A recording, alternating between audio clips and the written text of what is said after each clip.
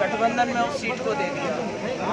तो मेरा ये मानना है कि कहीं बीजेपी की कमजोरी थी, इसका फ़ायदा हमारे सामने जो हनुमान बेनीवाल जी हैं उन्होंने ये कहकर के कि भाई जो वोट है उनके ऊपर मेरा कब्जा है, ये कहकर उन्होंने यहाँ पे गठबंधन किया है, पर उनकी स्थिति जो है वो मुझे नहीं लगता कि इतनी मजबूत बन पाएगी। चुनाव चिन्ह को लेकर अभी भी असमंजस बना हुआ है, कभी पहले फूल आने वाला था, फिर वहाँ बोतल आने वाली थी, अब टायर।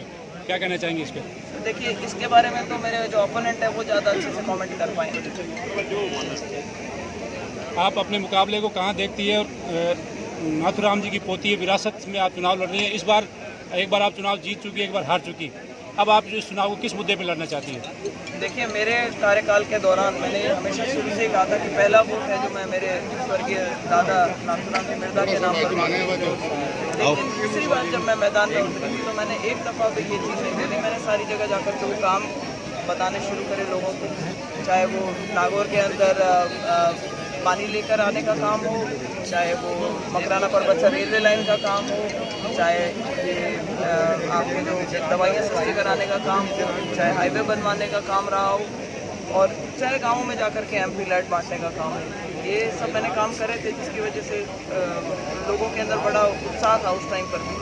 लेकिन कुछ कारण बने जिससे कि काफ़ी कम मतों से हमारी यहाँ पे पराजय हुई, और इस बार लोगों को उस चीज़ की कमी महसूस हुई है, और वो जोश देखने को मिल रहा है कि इस बार जरूर वो कांग्रेस को जिता कर। विपक्ष आप पर आरोप लगा रहे हैं कि 5 साल में आप बिल्कुल दिखे नहीं और जो चुनाव आए आप आगे, इस बारे में? ये आरोप अगर लगाए तो पब्लिक लगाए, और दूसरा इन 5 सालों के अंदर जैसा कि वो बोल रहे हैं 5 साल, अगर उस दौरान मेरे पास में कोई भी आदमी पहुंचा और अगर उसका काम नहीं हुआ है तो वो लेकर के यहाँ पर अपनी शिकायत दर्ज करा सकता है, किसी और के कहने से कुछ नहीं होता। और जहाँ तक मेरी गैरहाजिरी है, निजी कारणों की वजह से पिछले 1 साल के अंदर मेरी गैरहाजिरी रही, और उससे पहले मेरा लगातार कार्यक्रमों के अंदर मेरी अटेंडेंस थी। टिकट को लेकर पहले गुटबाजी देखने को मिल रही थी, उस गुटबाजी को आप कैसे निपटेंगी और अभी क्या माहौल है? देखिए, टिकट तक एक स्पर्धा होती है जिसके अंदर सभी को अधिकार है कि जाकर के टिकट मांगे। कांग्रेस पार्टी के भी नेता टिकट मांग रहे थे, बीजेपी के अंदर भी विरोध होता है, कांग्रेस में भी विरोध होता है। ये इंटरनल डेमोक्रेसी का सिस्टम है, इंटरनल पार्टी डेमोक्रेसी इसी को बोलती है।